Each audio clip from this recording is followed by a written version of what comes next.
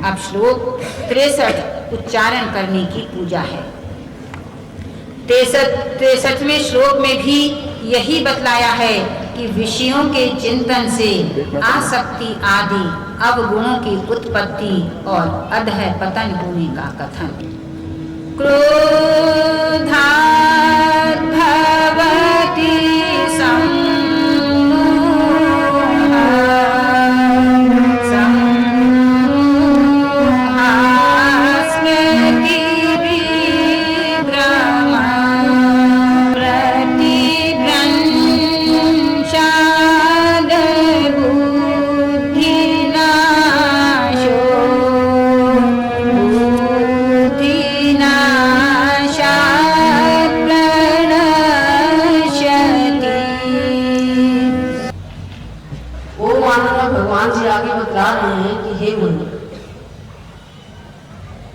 कामना में विघ्न पड़ने से क्रोध उत्पन्न होता है और क्रोध से अत्यंत मूढ़ भाव उत्पन्न हो जाता है।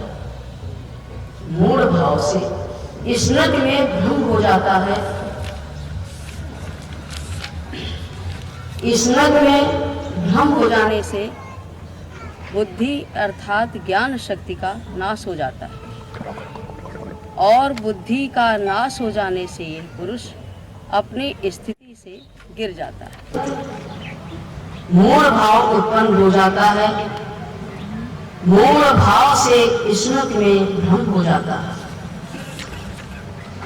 स्मृति में भ्रम हो जाने से बुद्धि अर्थात ज्ञान शक्ति का नाश हो जाता है और बुद्धि का नाश हो जाने से यह पुरुष अपनी स्थिति से गिर जाता है। ओम आनंदमय, ओम शांतिमय।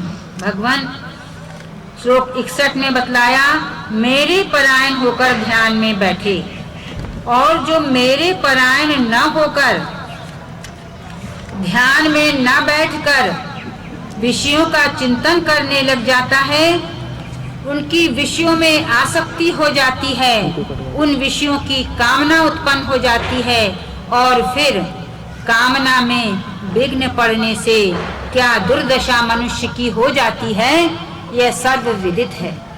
कैसा क्रोध उत्पन्न हो जाता है, भयंकर स्थिति तो आकृति बन जाती है। मनुष्य के स्वरूप के चेहरे की जो आकृति बन जाती है वही सर्वविदित है। कैसा भयानक लगने लग जाता है, क्रोध में मनुष्य कितना भयंकर लगने लग जाता है और इसकी जानकारी स्वयं उसको होती नहीं कि मैं क्रोध में कैसा लग रहा हूँ। यदि उसको उस समय जानकारी हो जाए कि मैं क्रोध में कैसा मूर्ख लग रहा हूँ तो शायद इतना क्रोध ना करे। और उसकी विधि हमारे महापुरुष भगवान ने पहले ही बता दी है कि मेरे परायण होकर, इतनी सी बात है। बात केवल इतनी सी है कि मेरे परायण होकर जब हर कार्य करने की बात कही जाती है तो इंद्रियां भी वश में हो जाती हैं, बुद्धि स्थिर हो जाती है। बुद्धि स्थिर हो जाती है तो विषयों का चिंतन नहीं होता, विषयों का चिंतन नहीं होता तो आसक्ति भी नहीं होती, आसक्ति नहीं होती, कामना उत्पन्न नहीं होती और कामना में विघ्न पड़े अथवा न पड़े क्रोध तो उत्पन्न होता ही नहीं। क्यों? क्योंकि मैं सहनशीलता भाव में हूँ, क्रोध भाव में नहीं। यह हमारा दैनिक प्रार्थना का, प्रतिज्ञा का पाठ है। दैनिक पढ़ते पढ़ते फिर कहाँ ऐसा क्रोध उत्पन्न होता है? उत्पन्न होता ही नहीं। यह किनमें नहीं उत्पन्न होता? श्री विश्व शांति आश्रम के साधकों में। जो श्री विश्व शांति आश्रम का साधक है उसमें क्रोध की मात्रा होती ही नहीं होती, नहीं देखने में आती। क्यों? क्योंकि वह अपने गुरु के परायण है। मेरे परायण होने की बात है। ऐसा दिव्य गुरु प्राप्त हुआ है, ऐसा अलौकिक अद्भुत गुरु की प्राप्ति हुई है कि जिनके गुण ज्ञान को धारण करने से क्रोध उत्पन्न ही नहीं होता। जिनमें क्रोध उत्पन्न होता है वह श्री विश्व शांति आश्रम के साधक नहीं है। और साधक कैसे बन जाते हैं?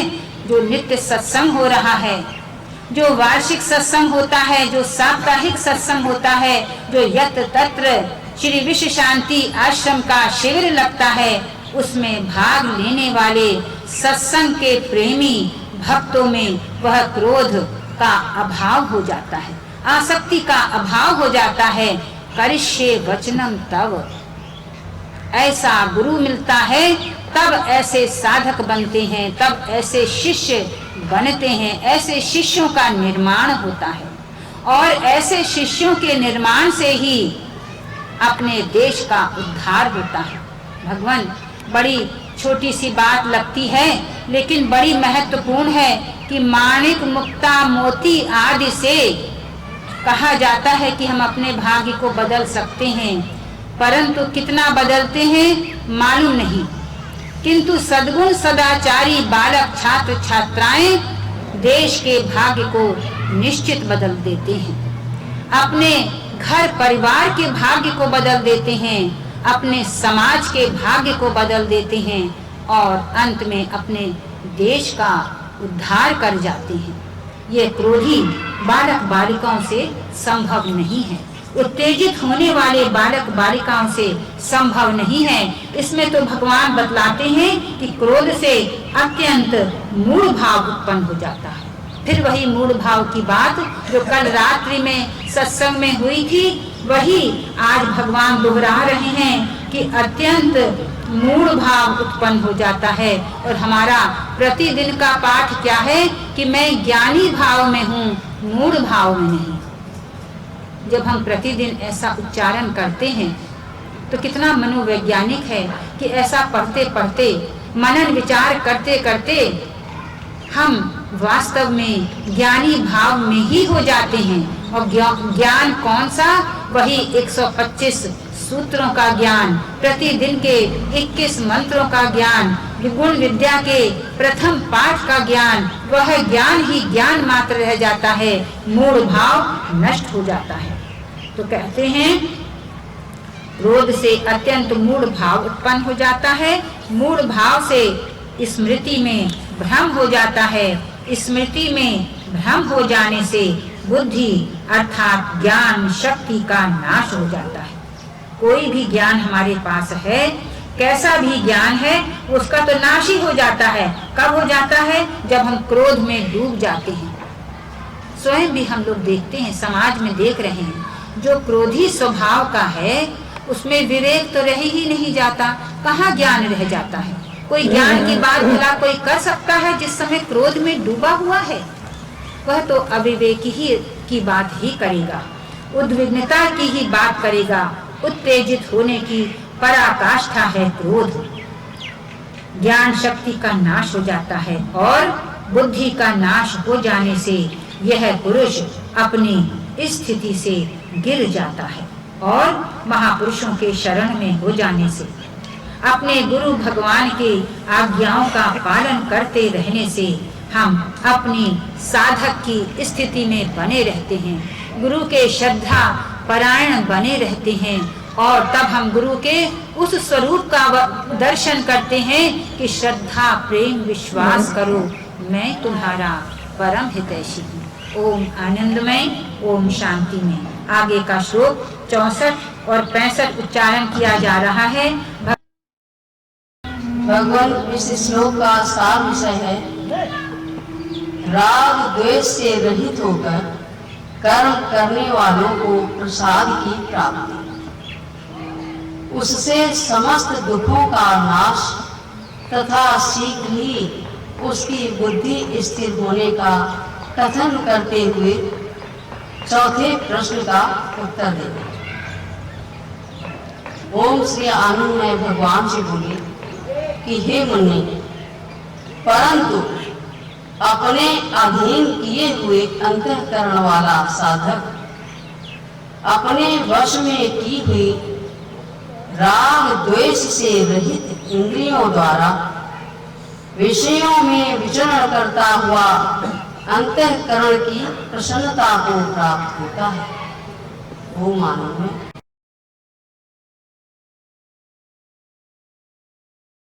भगवान, अंतःकरण की प्रसन्नता कौन नहीं चाहता? यह अंतःकरण की प्रसन्नता ही यदि प्राप्त हो जाए तो बाहरी क्लेशों का अंत हो जाता है। बाहरी दुख और क्लेश यह तो क्षणिक होते हैं और अंतःकरण को प्रभावित नहीं करते हैं। कब प्रभावित नहीं करते हैं? जब अंतःकरण की प्रसन्नता होती है तो मनुष्य समभाव में रहता है, समचित रहता है। अभी अभी सूत्र उच्चारण किए गए थे कि प्रतिकूलताओं में और अनुकूलताओं में किस प्रकार से हम समचित बने रहते हैं। श्री विश्व शांति आश्रम के साधक समचित बने रहते हैं। मैं समभाव में हूँ, द्वंद्व भाव में नहीं।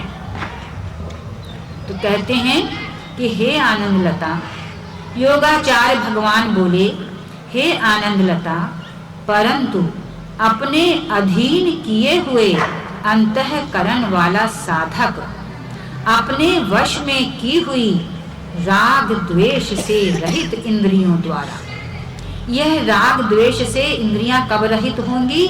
जब हम सब रूपों में एक ओम आनंदमय भगवान का ही दर्शन करेंगे, जिसमें भगवान का जिसमें हम दर्शन कर रहे हैं, उससे द्वेष तो संभव ही नहीं है, असंभव है। कैसे द्वेष हो सकता है? द्वेष हो ही नहीं सकता। राग तो फिर भी संभव है, किंतु द्वेष तो असंभव है, जिसमें अपने श्री इष्ट देव भगवान का जिस स्वरूप में भी दर्शन कर लिया। तो कहते हैं कि राग द्वेष से रहित इंद्रियों द्वारा विषयों में विचरण करता हुआ अंतःकरण की प्रसन्नता को प्राप्त हो जाता है। अंतःकरण की जब प्रसन्नता को प्राप्त हो जाता है तो बाहरी दुख दर्द कोई भी अपने को प्रभावित नहीं करता है। न लाभ, न हानि, न सुख, न दुख, किसी प्रकार की सफलता असफलता, सिद्धि असिद्धि कुछ भी अपने को प्रभावित नहीं करता। कब? जब अंतःकरण की प्रसन्नता प्राप्त हो जाती है। अंतःकरण की प्रसन्नता कब प्राप्त होती है? जब ऐसे महापुरुषों का संग प्राप्त होता है, जिन्हें स्वयं अंतःकरण की प्रसन्नता प्राप्त हो चुकी है, और उनके गुण ज्ञान को धारण करने से हमको भी हमारे अंतःकरण में भी अंतःकरण की प्रसन्नता प्राप्त हो सकती है। ओम शांति में भगवान आगे का श्लोक 65 उच्चारण करने की पूजा है। श्री गीता अध्याय 2 श्लोक 65। प्रसादे सर्व दुःखानां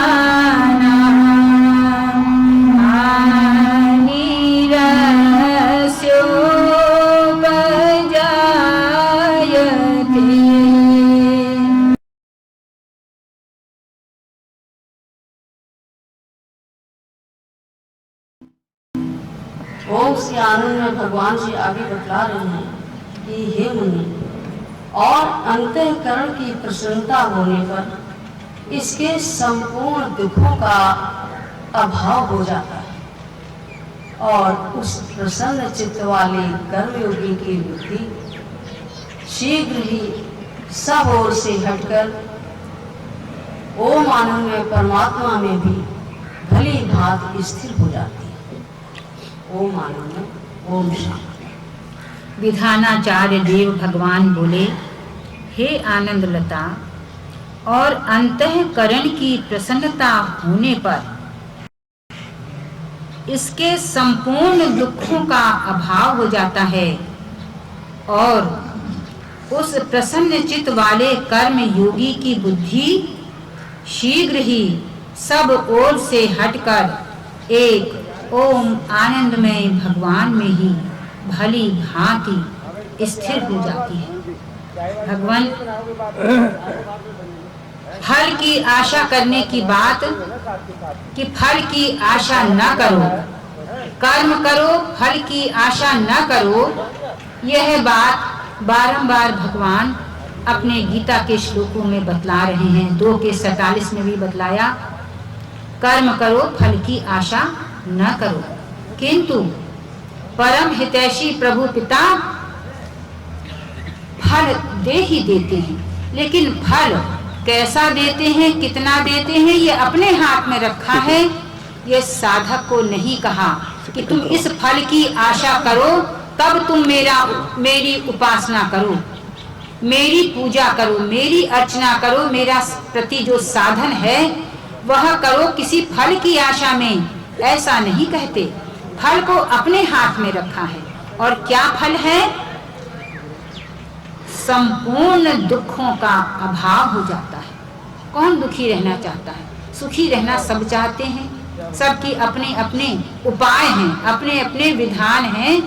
अनेक विधान से किसी को किसी में प्रसन्नता मिलती है, किसी को किसी अन्य बात में दुखों का अंत होता है, लेकिन दुखी रहना तो कोई भी नहीं चाहता।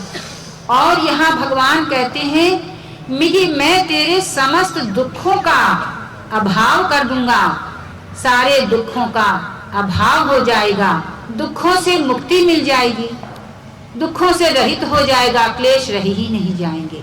ये कौन कह रहा है?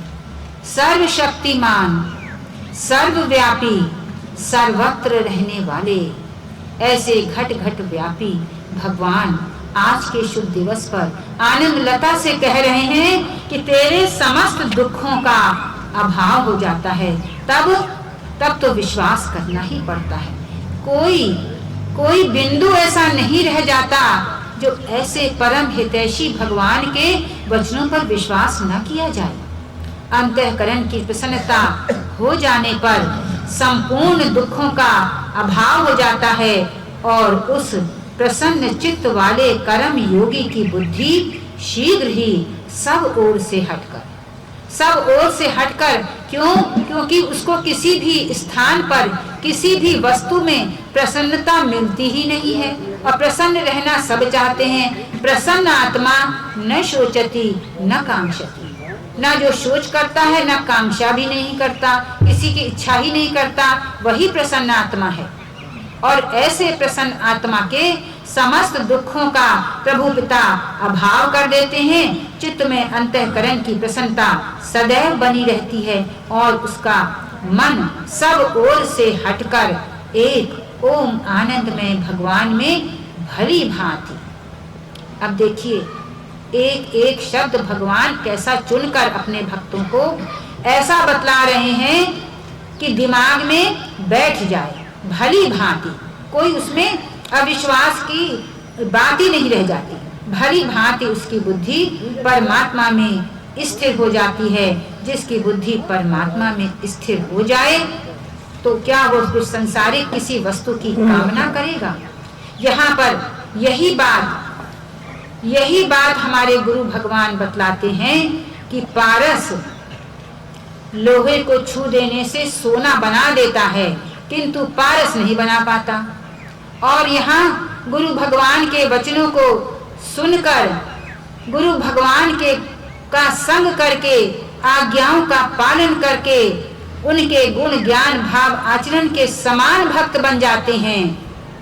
और इस प्रकार पारस से अपने गुरु भगवान का संग कहीं बढ़कर है।